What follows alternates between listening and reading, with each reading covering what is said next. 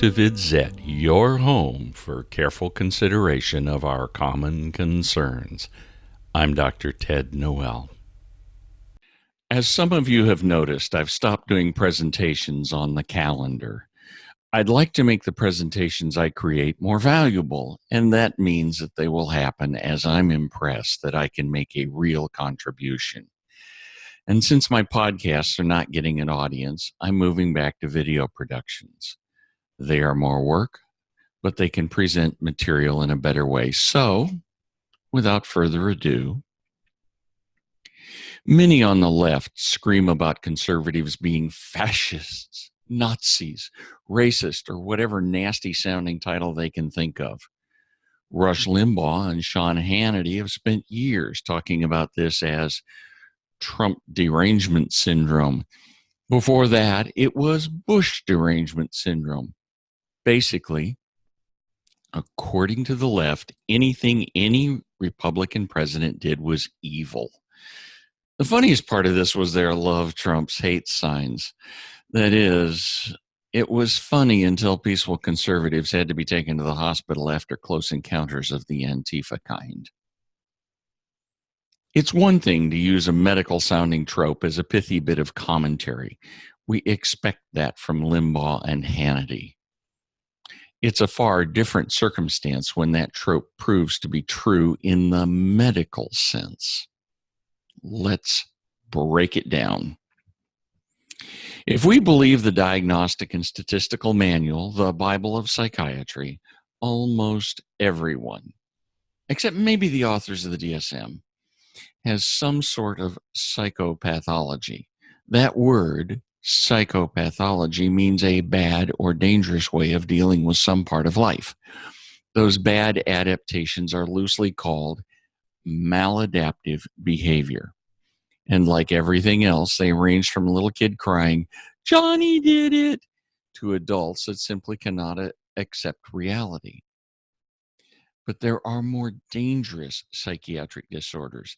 The DSM grades them from bad to worse based on the level of insight the patient has. Now, we can't be too hard on everyone out there. A lot of people have been taught wrong. Even a lot of Antifa are simply confused and bewildered. Life is just too complicated for them to deal with constructively. And that led to all kinds of entertainment as Jesse Waters and Howard Stern did man in the street interviews. Socialists had no idea what socialism was. They had no idea which public figure had done or said what. If they were protesting, they usually didn't have a clue what they were protesting about. And they contradicted each other. Mostly they're just protesting. Maybe they were protesting because that's what their friends were doing.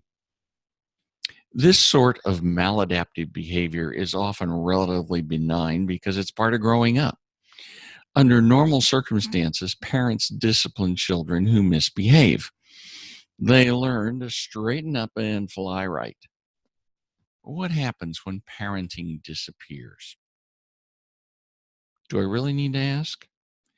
Can you spell Antifa and Alexandria Airhead Cortez? The process of parental correction teaches children to separate right from wrong and fact from fiction. If you haven't developed these skills, you become a person whose feelings are the center of your universe. In short, you've not developed that key element of healthy living called insight. Before I deal with how this affects the left, let me be completely impartial and tackle one example of this problem on the right. Barack Obama was declared to be unqualified to be president because he wasn't a natural-born U.S. citizen. All of these arguments, in one way or another, leaned on the fact that Obama's father was not a U.S. citizen. Some argued that Obama was born in Kenya. So what? This led to the frantic scramble to get his birth certificate. All of these arguments ignored the elephant in the room. Obama was a natural-born citizen simply because his mother was a U.S. citizen. They further ignored the fact that his mother could not legally renounce his citizenship for him, so his time in Indonesia meant nothing with regard to him being constitutionally qualified to serve. Perhaps the best example of this birtherism is former Sheriff Joe Arpaio of Maricopa County, Arizona. He went to great lengths to hire experts to prove that Obama's long-form birth certificate was a forgery, as if that mattered. As long as Obama was the son of Ann Dunham, he was qualified. Disdain for the man is irrelevant. Now, on the right, much of the antipathy for Donald Trump takes the form of never Trumpism. But we have to just ask what that means. Is it a right versus left argument, or is it a swamp versus freedom argument? A deep dive on the various never Trumpers suggests that most of it comes from losing favored positions as valued commentators, party guests, and so on. Welcome to the swamp. Now we can turn our attention to the far left. Our first step has to be that absolutely idiotic book by Yale psychiatrist Bandy X. Lee, MD.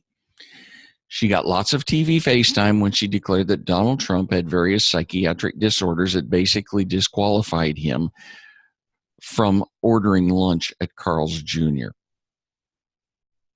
The 25th Amendment needed to be put in play immediately. Right. When this sort of thing comes out, we have to be mindful of the Goldwater rule. This rule by the American Psychiatric Association says that it's unethical for psychiatrists to give a professional opinion about public figures they have not examined in person. The reason for it is really simple. You can't do a responsible job in psychiatric evaluation without that extended in-person FaceTime. Dr. Lee made a fundamental mistake. Donald Trump comes from a background where bluster and exaggeration are normal means of communication. His smash mouth queen style doesn't suit me, but his New York street fighter mentality does. I don't really care how loosely he plays with the truth of unimportant items. When he increases my freedom by wiping out decades of regulatory overreach, I celebrate. When he appoints judges who regard the text of the Constitution as meaningful, I celebrate even more. But the hard left lives to worship a single God, big government. As long as they have a place in the hive, they are the smarter person.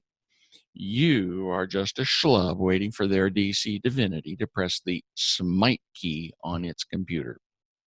This personal ego trip is their life. So when Donald Trump recognizes that America would rather be left alone than to be ruled, the left becomes a squeaky wheel begging for grease. The same thing happens in the drive-by media. As long as they have access to the corridors of power, they have a privileged position. Their perch above you is a boost to their self-esteem. Of course, the fact that CNN and the New York Slimes are losing their markets to more balanced competitors continues to irk them. The masters of the universe at Twitter, Google, and Facebook are suffering as well. The drumbeat of their malfeasance continues, and calls for their punishment are getting louder. The favored position enjoyed by the left and the swamp has altered their ability to see reality. As I noted, the Diagnostic and Statistical Manual of Psychiatry grades the severity of mental illness based on insight. If you have good insight, you may just be neurotic. For example, you know that there's no harm in your kids getting dirty, but you yell at them to stay out of the mud. That's a minor neurosis. It doesn't get in the way of the central parts of your life. You may have a bit of antisocial behavior. You know what's real, but you lie about it anyway, just to puff yourself up or to get somebody to do something you want. All of us know these people. Most politicians fall into this group. Do they have full-blown cases of narcissistic personality disorder? Some do, but the authors of that section of the DSM say Trump does not. Hillary probably has it, as evidenced by her book, What Happened, where the finger never pointed at her. Barack recently spoke for 90 minutes and mentioned himself 392 times. And that's not unusual for people who see themselves as so much more beautiful and important than everyone else. Contrast that with Trump, who uses we constantly and draws attention to other people who've been successful. The next steps toward manifest psychosis involve worsening insight. That is, when someone becomes truly psychotic, they are unable to separate truth from fiction. That's reality from imagination. Their reality testing is gone. And that brings us to several very public examples. The easiest one is that towering intellect, Maxine Waters. Mad Maxine shrieked that we had to impeach 45 before Trump was inaugurated. She had no understanding that impeachment involves high crimes and misdemeanors in office. She demonstrated her monumental insight recently when she berated bank directors for causing student loan defaults. Oh, but they hadn't been in the business for 9 years. Thank you. Today, there are more than 44 million Americans that owe, this is student loan crisis, $1.56 trillion in student loan debt. Last month, this committee received testimony that last year, 1 million student loan borrowers defaulted, which is on top of the 1 million borrowers who defaulted the year before. What are you guys doing to help us with the student loan debt? Who would like to answer first? Mr. Monahan, Big Bank. We stopped making student loans in 2007 or so. Oh, so you don't do it anymore. Mr. Corbett? We exited student lending in 2009. Mr. Diamond? When the government took over student lending in 2010 or so, we stopped doing all student lending. Oops. She never seems to understand that her grasp of the real world is very fragile at best. There are others that baffle the rational mind. Consider Adam full of Schiff. When Attorney General Barr released an executive summary of the Mueller report, Adam Schiff declared that the Attorney General's summary was obviously a cover-up. All of the redactions we'd see in the full report were more cover-up. After all, quote, there is more than enough evidence of collusion with Russia in plain sight, end quote. If he only said that once and then backtracked when confronted, we might be able to think that it was an error. But he has continued to beat that drum, even though he hasn't presented a single piece of that obvious case when queried. For mere mortals, the obvious point is that, as Attorney General Barr notes, there was no collusion between Trump and the Russians. His summary was issued as a quick outline before all the prep work that allowed the release of the final report was done. Would any rational person put out a summary that contradicts the final report? Maybe we're asking just a bit too much of Congressman Schiffless. The claim of obvious evidence in the face of a complete lack of evidence can only be explained in two ways. The more benign explanation is the idea that Schiff is simply pushing a partisan meme in the hopes that it will somehow ring true for their voters. But it's more likely that he actually believes what he's saying. As my dad would say, don't confuse me with facts. My mind is made up. Even that can be a bit less than a pure psychosis, much like vaxxers, who continue to claim that vaccinations cause autism. They refuse to allow their children to be vaccinated, placing the community at risk of multiple diseases. But their objection to vaccination resides in a wide array of articles and books that push the false idea that vaccination causes autism. And all of those sources rely on a single fraudulent article in the journal Lancet that was later refuted and retracted. Thus, most vaxxers are simply uninformed. Their reality testing remains generally intact. If we consider Adam Schiff, he's claiming there is evidence of collusion contrary to evidence he already has. Let's make this more clear. Because his position allowed him to see classified information, he has evidence that the rest of us don't get. And that evidence does not show collusion, as Mueller said. Yet he continues to make the claim. This is a major defect in reality testing. He is psychotic. For further evidence, consider the fact that many Democrats are claiming that the Attorney General's comments on the day the Mueller report was released constitute the work of a defense attorney for the president.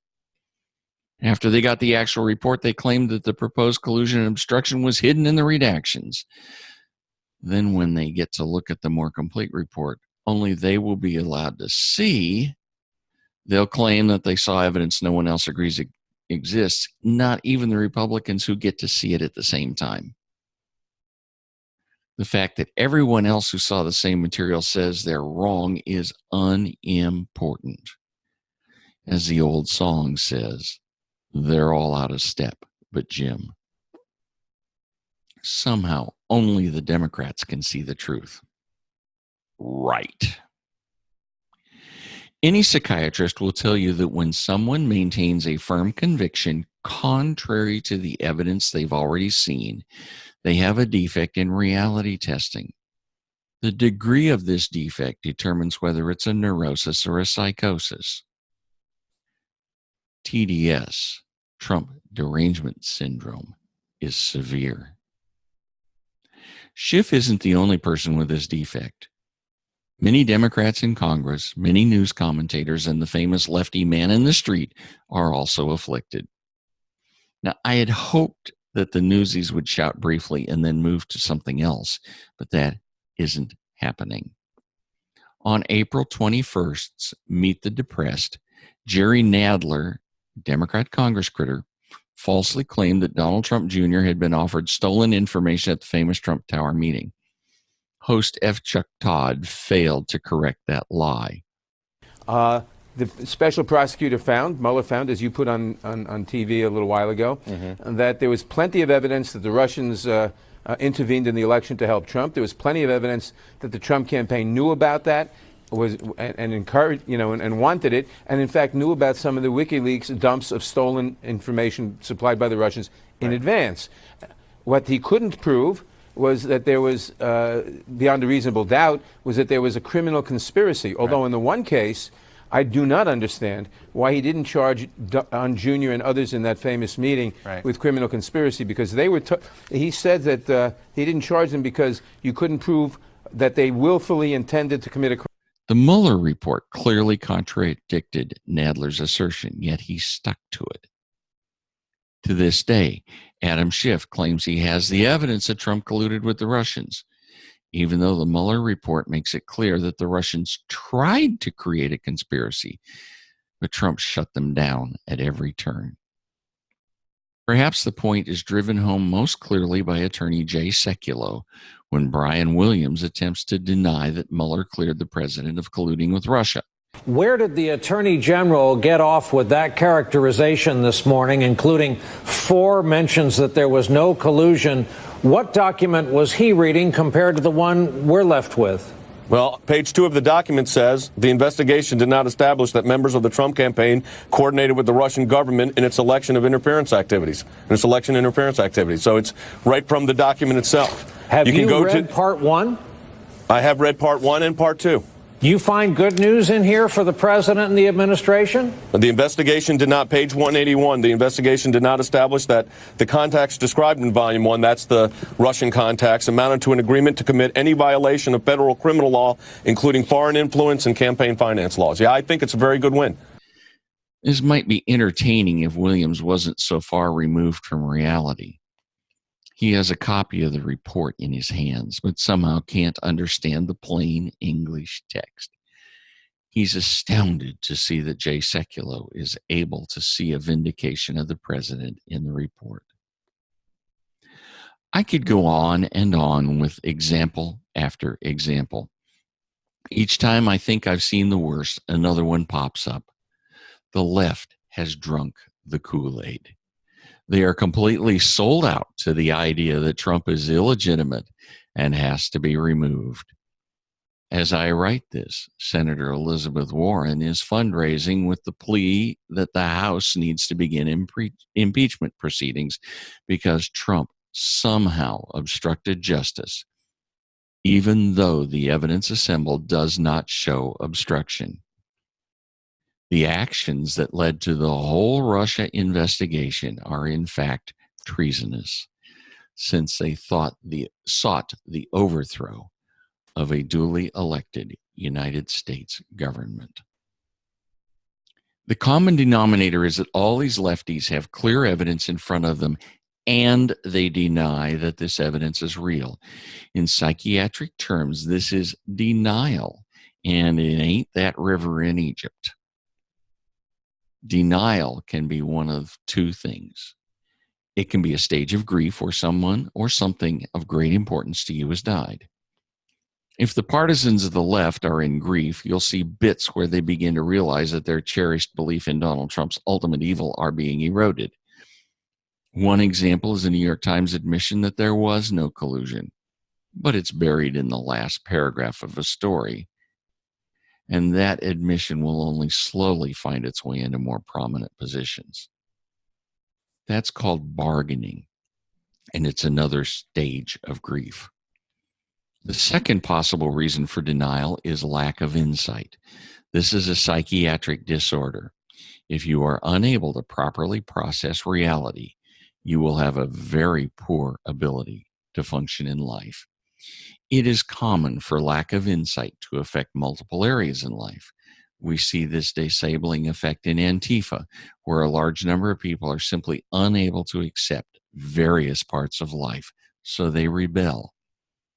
Their violence is justified by the idea that they are trying to create justice, even though they have no idea what that word means. With Brian Williams and Adam Schiff, it's quite clear they have no ability to accept that their view of the world is deeply flawed. Their ilk hated Ronald Reagan, calling him a number of unacceptable names. It got worse with Bush derangement syndrome, which became particularly acute with Bush 43's win in Florida. To survive that absolute impossibility, they believe the Supreme Court gave the election to Bush, when it just isn't true. They cannot believe that every single recount in Florida, my home state, gave the victory to Bush. And of course, this derangement reached fever pitch with Donald Trump. This can only be a psychosis.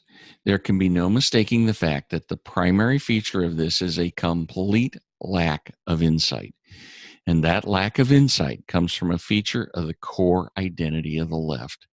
They have not grown up with an understanding that failure to earn something is a personal responsibility. Parents have coddled them, teachers taught social justice, and coaches handed out participation ribbons. In short, there were no negative consequences. In a proper maturing process, small failures are not rewarded. Larger failures are punished. And along the way, the individual learns that he is responsible for his own life. He is not a victim. He is a victor if he overcomes. But in the dysfunctional world of the left, the presence of a victor implies a victim who was deprived. And being a victim is so much easier than overcoming.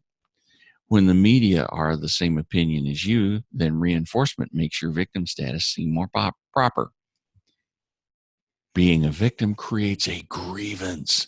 And since so many victims have appeared, a large grievance industry has sprung up, reinforcing whatever idea that you think you've been victimized about, whatever slight, making that into a legitimate claim against others. This positive feedback cycle makes your victimhood a center of your identity. It's really easy to see where this leads. You want free stuff because you're a victim and can't earn it for yourself. Somebody owes it to you, and you will vote for the person who promises to steal it from someone who earned it in order to give it to you. But Donald Trump won, and he won't give you all that free stuff. You've been ripped off. Hillary won the popular vote. It's clear she should be president. Notice what's going on. The victim is denying the obvious, incontrovertible fact that Donald Trump won the election based on the rule of law. These victims are delusional. They're suffering from a psychosis. Don't get me wrong. Pointing out that Hillary won the popular vote and trying to change the Electoral College is a political calculation. It's not a delusion. But declaring that she won and Donald Trump stole the election, dare I say, with the help of the Russians, is delusional. Even after the Mueller report completely debunked the collusion narrative, we find an uncountable multitude clinging to their truth. Hillary won. Even the obstruction of justice narrative forgets a key point. There are innocent explanations for everything Trump did. And even if he had shut down the Mueller investigation, that's his right under the Constitution. The president simply cannot obstruct justice unless he destroys evidence like Nixon. Anybody remember 18 minutes missing? Or otherwise conceals evidence, period. Donald Trump did not obstruct justice. If he had, Mueller would have put it front and center instead of punting. We have a continual scream from the left, exemplified by Brian Williams, Adam Schiff, and Maxine Waters, and they're screaming that the truth isn't true. This isn't wishful thinking. It's a clear mental defect. To some degree, we expect that from the public wing of the loony left, but the key is on the street. How many on the street have such a major defect in reality testing, a lack of insight, that they simply cannot allow themselves to return to sanity? It's one thing to disagree on policy. It's a completely different story when you declare someone evil because they will not agree with your victimhood. We have to ignore all of the slurs of Nazi, white supremacist, misogynist, homophobe, and so on. Those are the ravings of an unhinged mind. It is a psychosis, and unfortunately, it's beyond our ability to cure. Of course, politicians are opportunists and will jump on the victim bandwagon. Pete Buttigieg has joined the Victimhood Olympics by claiming that Vice President Pence has rage in his eyes, the venom that flecks his lips, and pines for the social structure of the 12th century. Yep, he said that. All this victimhood is in the presence of a vice president who praised Buttigieg as, quote, a person I hold in the highest personal regard. We have a great working relationship. I see him as a dedicated public servant and a patriot, close quote. Of course, Mayor Pete is a victim. Both his parents were college professors. He attended Harvard and went to Oxford as a Rhodes Scholar.